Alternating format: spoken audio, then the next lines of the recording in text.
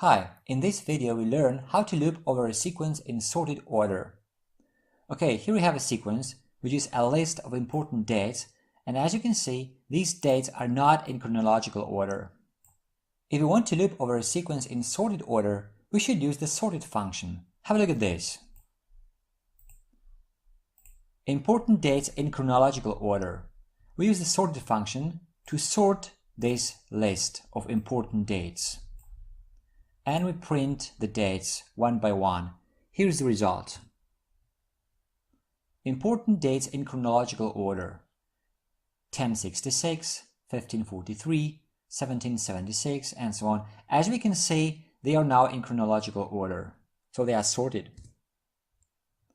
If we need descending order, we can combine two functions: reversed and sorted. If you want to learn more about the reversed function, I have a video on looping over a sequence in reverse using the reversed function, so feel free to watch it. So here, the list is first sorted in chronological order and then reversed. So here we have the important dates in reversed order. Now let's run the program again. And here's the output. Important dates in chronological order from 1066 to 1939, and important dates in reversed order from 1939 to 1066. Okay, that's it for this video. If you like it, a thumbs up would be great.